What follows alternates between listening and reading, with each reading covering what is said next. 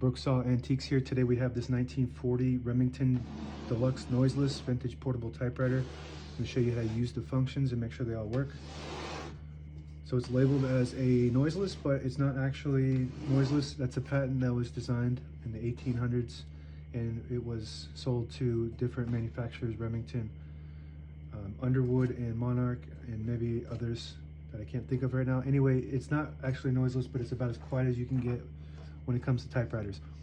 Up top is the adjustable paper guide. I'm going to line that up with the edge of the platen. This just helps you guide the page in straight.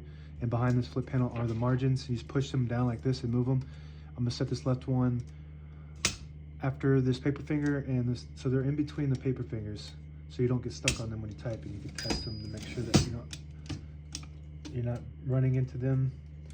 There we go.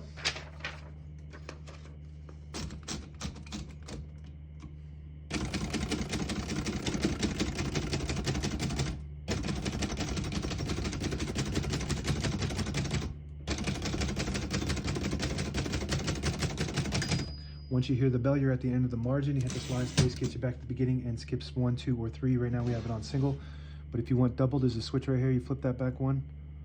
Oh, you flip it forward 1, it skips 2. Flip it forward 1 more, it skips 3. That works good. We're going to keep that on single for now and finish typing.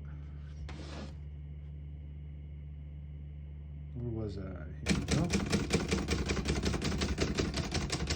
As you can see, all the keys type nice and none of them skip or stick. I'll type a sentence on the next line.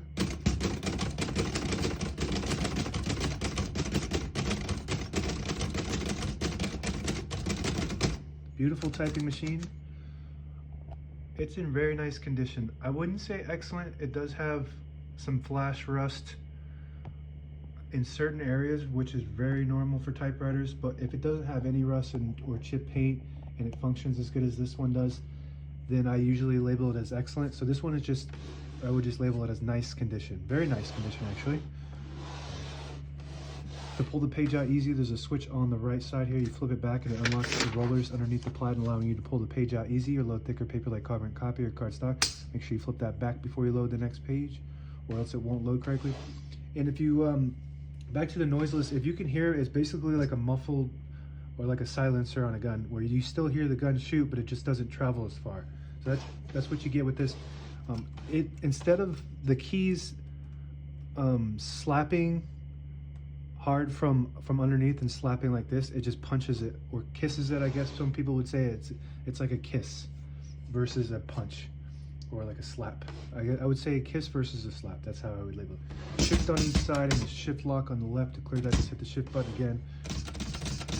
Backspace on the top left works good. Tab on the right side. This has manual tab inserts, so you just pull it off like this, and it's just a little insert that goes on this rack with a scale on it. It tells you exactly what space you're on, and then you hit that tab button and it stops at each one of those. And this one has a lot of tabs. These things get lost easy because they can just fall off and get lost. This one has 1, 2, 3, 4, 5. That's pretty good. When you get to the end of the margin, there's a mechanism that locks the keys, and if you want to get past that, you hit the margin release, and it allows you to go all the way to the end or until you get stuck on that paper finger. That works good. Color selector switch on the right. When you have it up on the blue, it prints the top portion of the ribbon. When you have it in the middle on the white, it doesn't print any ink at all. It just leaves a stencil for copying purposes. When you put it all the way down to the red, it prints the bottom portion of the ribbon. So if you have a black and red ribbon, that would print red. That works good. And a fun fact is you can double use a black ribbon just by going, once you use the top, you go down and use the bottom. Touch control on the right side here. The farther down you go, the more tension there is when you hit the keys. You do have to hit them harder for them to print, but they respond faster. If you have it up, they don't respond as fast, but you don't have to hit them as hard to print. That's how I like it, because I type on a computer. I'm not a writer on a typewriter or anything. I just fix these and play with them. There is a carriage release, or the carriage lock. If you hold down this lever here and push in the knob, it'll lock in the middle, so when you have it in the case, it doesn't go banging all the way around, causing damage.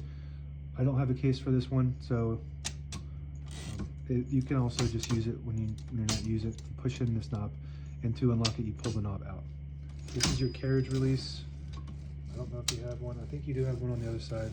This one works good, very smooth.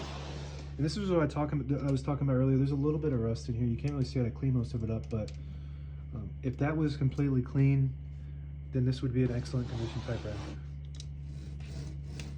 Carriage release on the left, very smooth. You push in this button on the end of the left knob and it disables the spacing so you can get to an exact spot on the page. You let it go, you get those clicks. Each one of those clicks is one space. And that's it. Now available on eBay or Etsy.